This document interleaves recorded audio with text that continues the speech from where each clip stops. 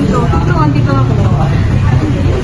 Wow, mga class picture na po kita. Hindi ka napansin ko po kung sino ang itik dito. Ha? Nadala ako sa tabi ko nag-aaral. Alam mo kasi dati, hindi ako talaga mahilig makipagpatilis sa mga klase.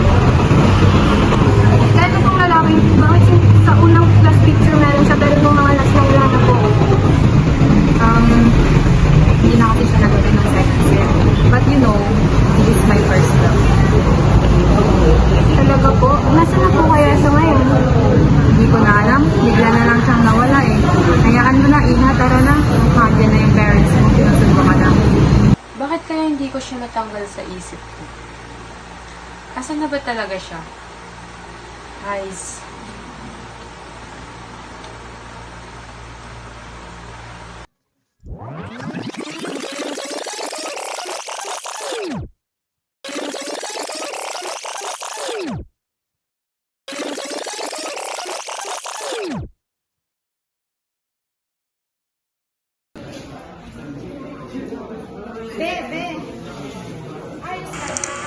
Anong nangyari? Bakit andito ako? But, I remember this scene. Hindi pwede kayo mag-review mo lang namin ka. Sa friend ka naman yan. Kaya ano siya yun, so yung bawal sa pagkakalayo sa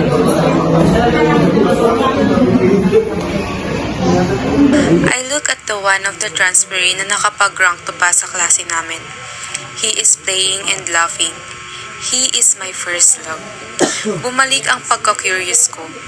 Paano niya nagagawa pa ring maglaro at hindi na pre-pressured despite that he is ranking?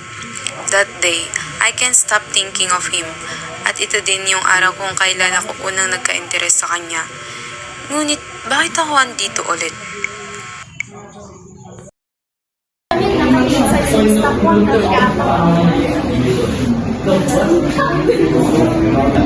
Hindi yan. Di ata uso sa vocabulary yan eh.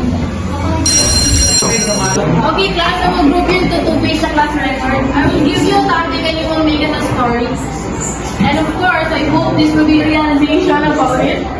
And gawa kayo ng presentation about it. And una sa listahan is Mr. Alcantara and Miss De La Cruz. Because you two are academic achievers and you need to tackle about life being academic achiever. Okay, class, dismissed. Malapitan na. Ulitin lang natin kung sino na yung story. Tansan ba talaga? Kailangan na natin yung masimulan. Sige ba, magkita ka lang tayo mamaya. Ako po.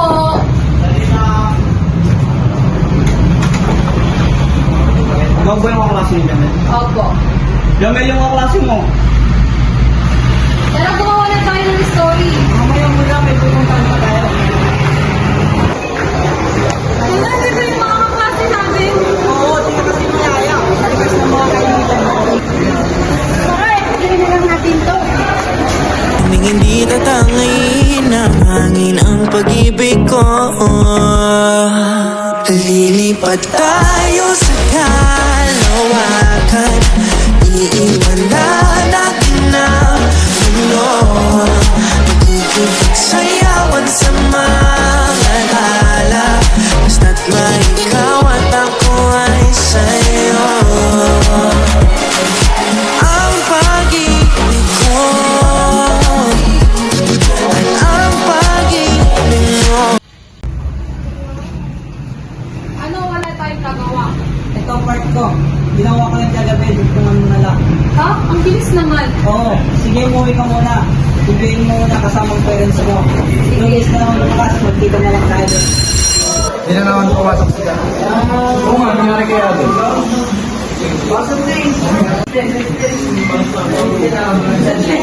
Ay, oo nga pala yung notes. That's when I found out kung ano ang nangyayari sa simulator. Si Jamil po. Si Jamel, may sakit siya and is fighting for his life. Enjoy your life until you still have your time. Being academic achiever is hard not just because of parents' pressure, ngunit mas lumalamang yung self-pressure dahil akala natin dapat na natatakbo ang mundo natin.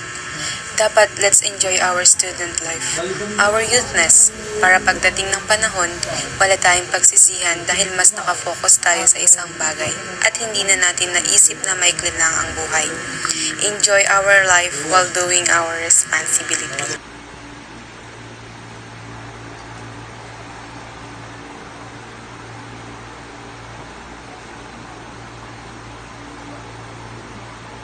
Ang daming nagbago. I create a lot of memories with them.